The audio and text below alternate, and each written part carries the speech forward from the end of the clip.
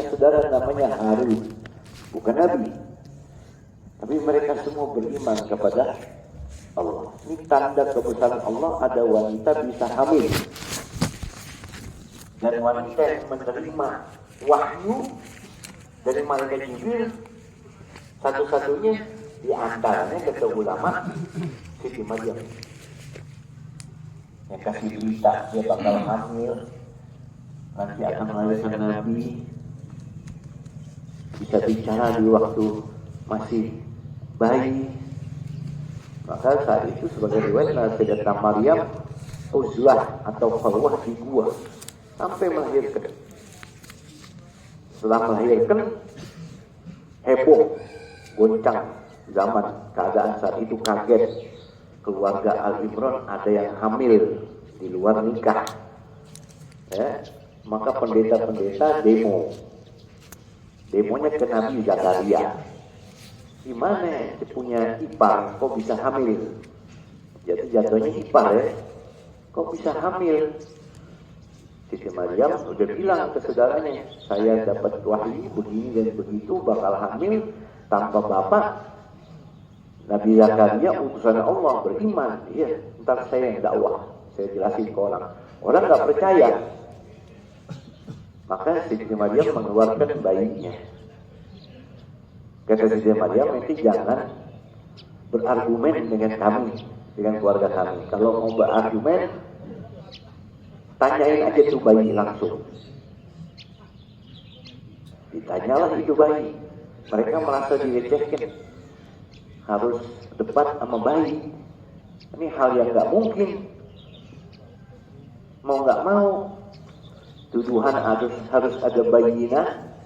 Maka berkatalah Nabi Isa, qala inni Abdullah atani al-kitab wa ja'alani nabiyya wa ja'alani mubarakan aynama kuntu wa awsani bis salati waz zakati ma dumtu hayya wa ja'alani mubarakan aynama kuntu wa awsani bis salati waz zakati ma dumtu hayya wa barran bi walidati wa lam yaj'alni jabbaran syaqiyya wassalamu alayya yawma wulidtu wa yawma amutu wa yawma ub'atsu hayya.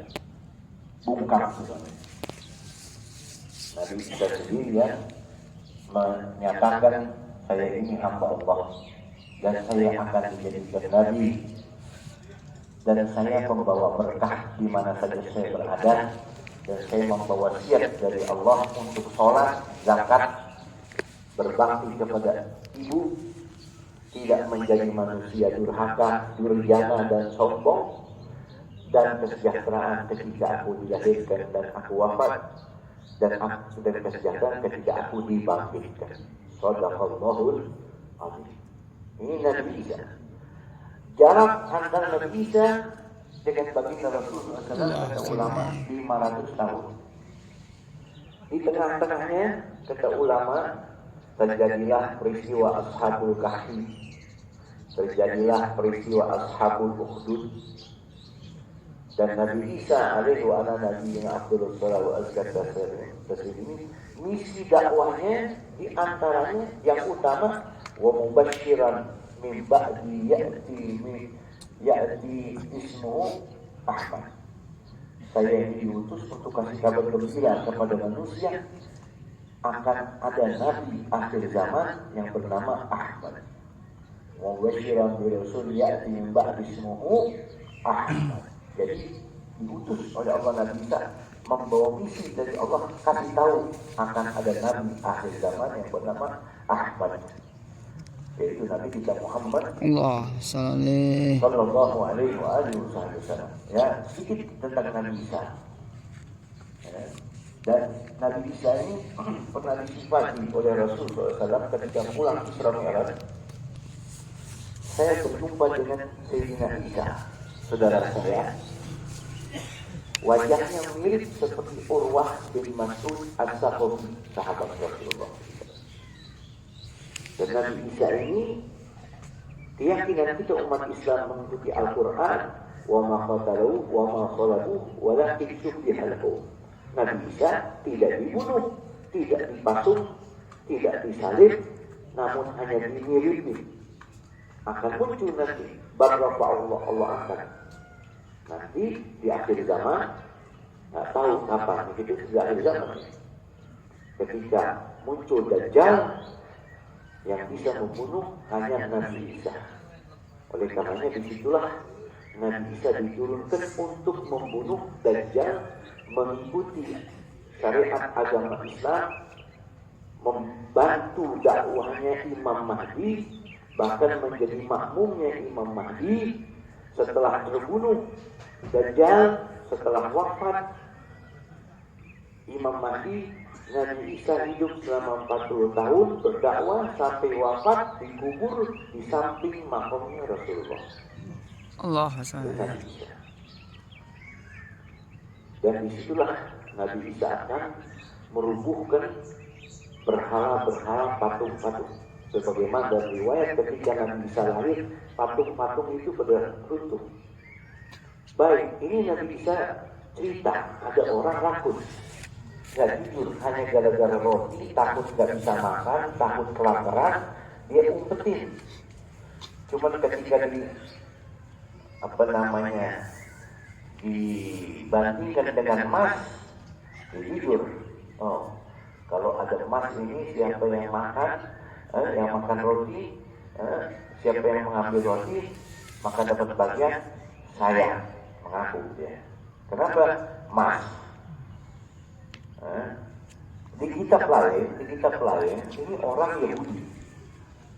Sedikit cerita, ini orang Yahudi. Contohnya di dalam kitab Imam Ad-Dimyati, Jawahirul Ru'iyah, dan kitab-kitab yang lain, itu ceritakan orang ini Yahudi.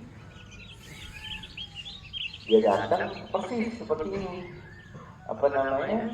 ikut Nabi Isa. Lalu hilang satu roti di tengah jalan. Nabi Isa lihat orang buta, sama Nabi Isa dipegang matanya bisa lihat. Ditanya, dihakim dari saya tanya, kamu melalui zat yang telah membuat orang buta ini bisa melihat, siapa yang ngambil roti? Saya nggak tahu. Jalan lagi tuh Nabi Isa ketemu orang kasih atau muksih, lumpuh nggak bisa jalan, dipegang sama Nabi Isa bisa jalan. Ditanya, jujur, nggak ngaku juga. Ya, bahkan di dalam cerita itu Yahudi diajak oleh Nabi Isa, lalu tongkatnya Nabi Isa yang biasa dipakai sama Nabi Isa dicuri sama dia. Tahu Nabi Isa ini punya tongkat keramat, dicuri. Dia masuk ke kampung itu ada raja yang sakit. Dia bilang, bawa saya ke raja, saya bisa sembuh. Ketemu sama raja itu dipukul pakai tongkatnya Nabi Isa, biar sembuh, mati.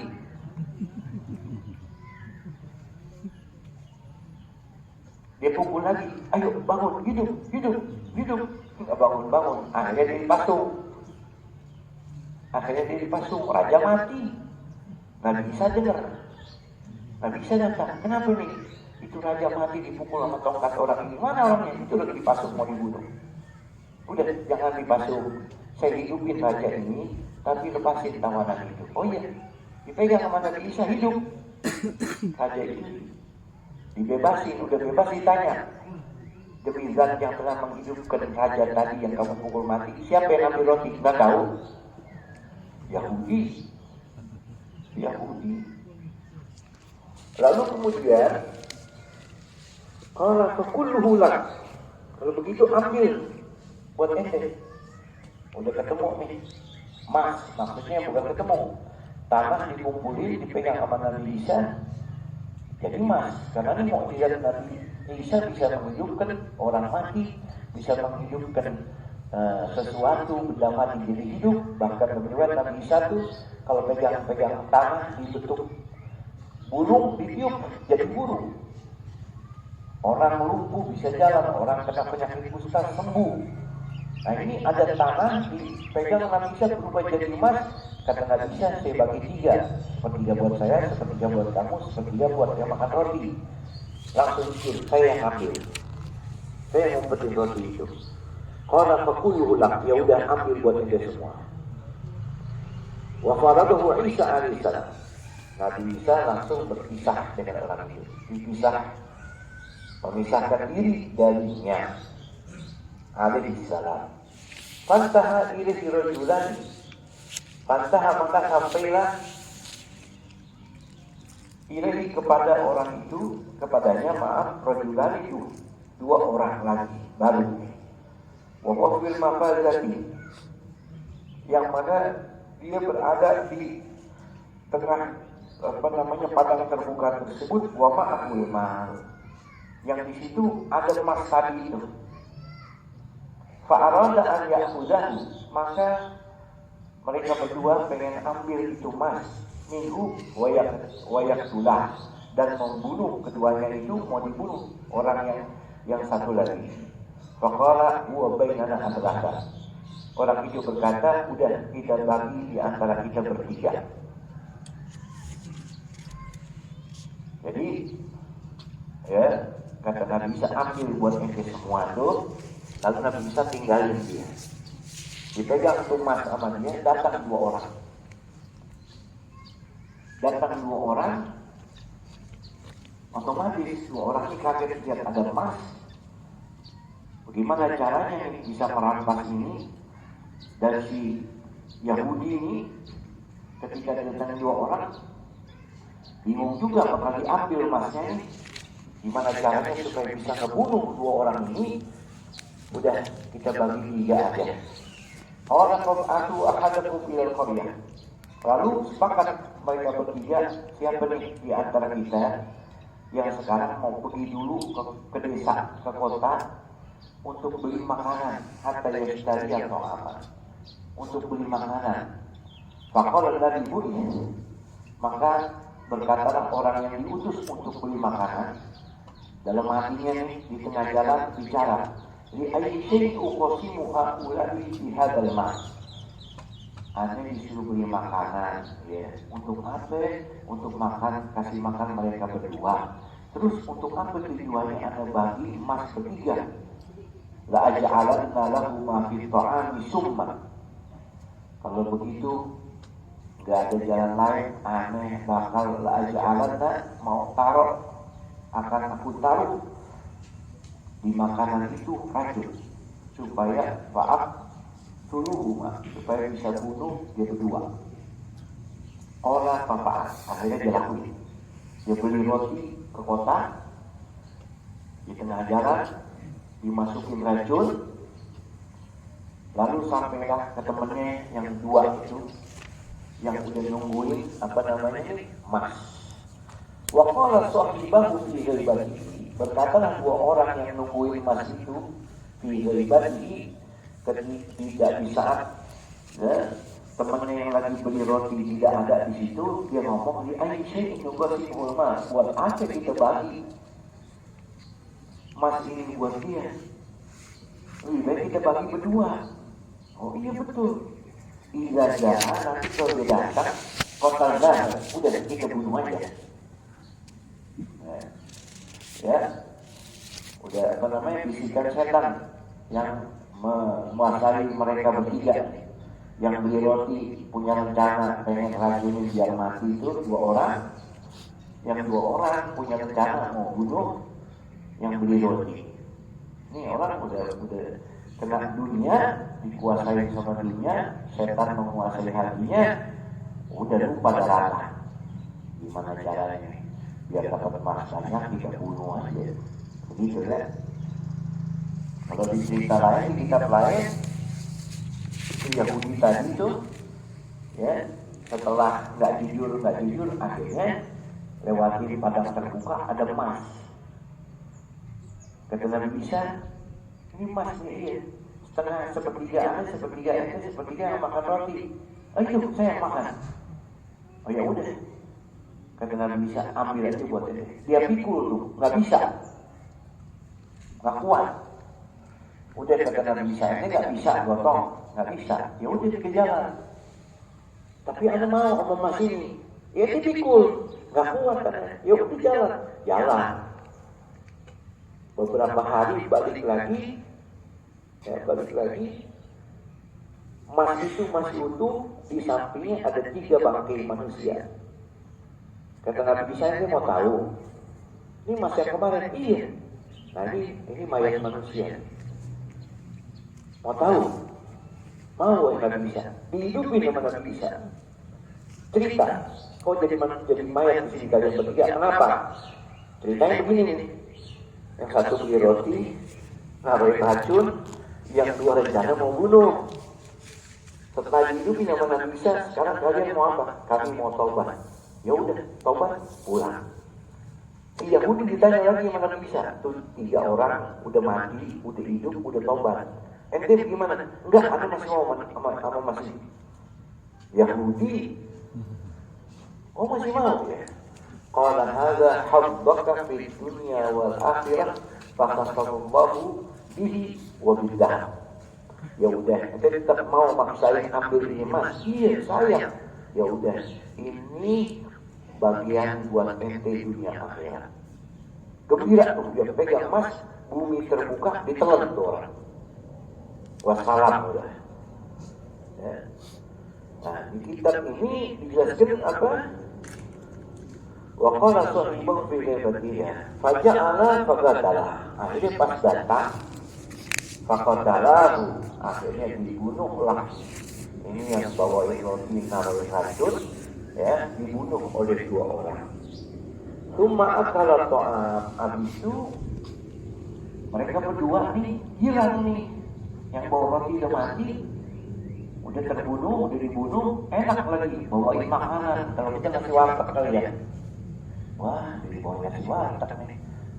Daripada kita capek-capek pikul ini mas, kita makan dulu biar ada tenaga. Dimakan, ya ternyata makanan itu udah ada racunnya.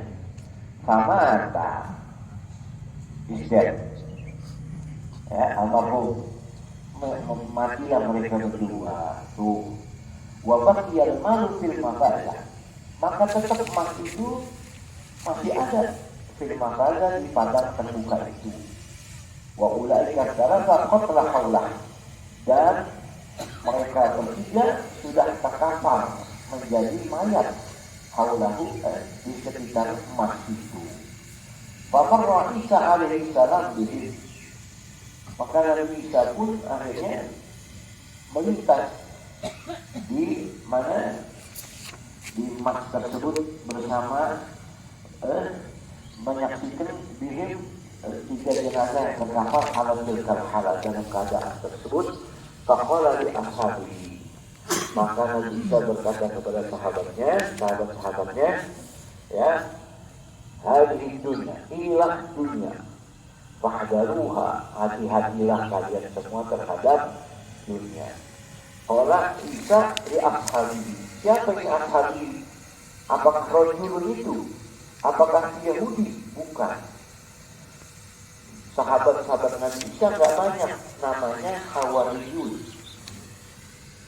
Ya ayyuhallazina amanu kunu ansarullah kama qala Isa ibn Maryam al-Hawari qala hawariyun man ansarullah man hawari qalu nahnu ansarullah.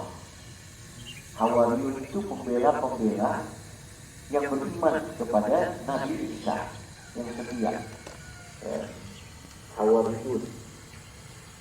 Nabi Isa bilang itulah dunia, inilah dunia, fahdaruha, hati-hati dengan dunia. Ibu bapak hadirat yang dirahmati oleh Allah, ini kisah ya luar biasa, banyak menginspirasi bagi orang-orang yang berakal bahwa dunia itu bisa membuat orang lupa daratan, ya, bisa menghalalkan segala cara. Gara-gara dunia orang bisa berdusta. Lihat orang dagang, pengen dagangannya laku, dia harus dusta. Dia harus bersumpah. Barang jelek dia bilang bagus, barang rusak dia bilang bagus. Gara-gara dunia, anak bisa bunuh orang tua. Tuh. Gara-gara dunia, ya, orang bisa mencuri. Gara-gara dunia, macam-macam. Orang tak sholat, anak jadi durhaka. Gara-gara dunia, macam-macam. Contoh yang paling tepat ini kita udah dia lihat tanda-tanda kebesaran Allah, tetap nggak sadar. Kenapa? Mata hatinya sudah tertutup. Jalan sama Nabi, ditunjukin mukjizat Nabi, tetap nggak sadar. Cuma gara-gara dunia. Makanya beruntung saudara, sesibuk apapun kita ini ya masih duduk di pengajian, masih sholat di masjid, itu bagus. Kalau enggak, berarti kita termakan dengan fitnah dunia. Alhamdulillah min dzalik. Kata apabila Nabi kita Muhammad sallallahu alaihi wasallam, Allahumma sholli wa sallim alaihi. saya katakan kenapa ya orang yang ngaji, orang yang masih bisa sholat subuh jamaah, sholat zuhur, asar, maghrib, isya berjamaah, apalagi di masjid, terus ada pengajian, terus ada maulid, bisa hadir, itu beruntung. Berarti Anda dipilih sama Allah SWT. Tidak menjadi budak dunia. Ente punya kerjaan, punya. Bisa ngaji, bisa. Bisa hadir maulid, bisa. Bisa duduk di majelisnya Habib Fulan, Kiai Fulan, bisa. Masya Allah. Kok Anda nggak bisa? Ente nggak disayang sama Allah. Siapa yang bilang? Bagi dan Nabi. Allahumma sholli wa sallim alaihi. Dan riwayat Imam Tirmidzi, "Idza ahabballahu 'abdan hamahu 'anil dunya kama yadillu ahadakum saqimahul ma." Amin. Kalau Allah cinta kepada hambanya, ada hamba yang disayang sama Allah, hamba itu akan dijaga sama Allah, jangan sampai kena fitnahnya dunia. Allah. Fitnah dunia macam-macam ya. Dijaga sama Allah hambanya ini, jangan sampai terkena fitnah dunia. Sebagaimana kata Nabi, kalian jaga orang yang sakit tidak terkena air. Dia lagi sakit, jangan mandi, kan begitu ya. Ini ada borok, ada luka, jangan kena air. Allah sayang sama hambanya, jangan sampai kena fitnah dunia, dijaga sama Allah. Berarti kalau ada orang bisa kerja, punya jabatan, punya janji, ya, punya kehidupan yang bagus, lalu sinkron antara duniawinya, dia kesibukan dengan dunia, seimbang dengan kehidupan urusan akhiratnya dia, top, bagus, istiqomah, berarti itu disayang sama Allah. Apalagi urusan akhiratnya lebih banyak, wah itu lebih bagus lagi. Ya, ini bicara berita ini kan tanda orang rakus, ya, tamat, nggak ada kepuasan sama dunia. Memang naluri manusia semua suka dunia, cuman jiwa ini memang harus diarahi, ada rem, jangan gas terus, rem, gitu. Maliban jami'an ursila bil ghanami bi aksaddaha min hirsil mar'i 'ala al-mali wa syaraf bi dinihi. Riwayat Imam Tirmidzi dari Ka'ab bin Malik baginda Rasulullah SAW, dua serigala maliban jami'an yang kelaparan, dua serigala lapar, ursila yang dilepas bi ghanami kepada sekelompok kambing-kambing, bi absaddaha min hirsil mar'i, itu tidak lebih berbahaya daripada rakusnya seseorang al-mali atas dunia wa syaraf diri, cari ketenaran, kepopuleran sehingga bisa menghalalkan agamanya, jual agamanya, memfitnah agamanya. Dua serigala, contoh kata Rasul, yang kelaparan dilepas di sekerumunan serigala, sekerumunan domba-domba kambing-kambing. Kata Nabi, itu nggak ada apa-apanya daripada orang yang rakus sama dunia, rakus sama popularitas, rakus sama ketenaran, sama jabatan. Itu lebih bahaya untuk agama orang. Nggak ada apa-apanya itu serigala. Makanya ibu bapak biasain dari pagi kita melek kepala kita jangan pusing mikirin dunia. Kalau harus kerja ya kerja, tapi jangan mikirin ntar makan apa. Jangan. Itu udah disebut oleh baginda Nabi Allah Muhammad saleh. sallallahu alaihi wasallam dengan riwayat Imam Tirmidzi, man kanat hammuhu al-akhirah. Man kanat hammuhu al-akhirah, ini hadis sahih. Siapa orang niatnya, tujuannya, nalurinya, pikirannya yang dipikirin akhirat. Hari ini bisa ngaji nggak ya? Hari ini bisa sedekah nggak ya? Hari ini bisa silaturahmi nggak ya? Hari ini bisa nolong orang nggak ya? Apa kata Allah? Ja'alallahu ghinahu fi qalbi. Ini hadis udah lewat ya, kemarin-kemarin kita baca. Allah akan berikan kekayaan di depan mata. Maksudnya bisa jadi mata batin, punya sifat zuhud, punya sifat qanaah, punya sifat merasa cukup, kaya hatinya, walaupun mungkin duit pas-pasan. Kalau pikiran hati nalurinya urusan akhirat, Allah jadikan kekayaan ada di depan mata.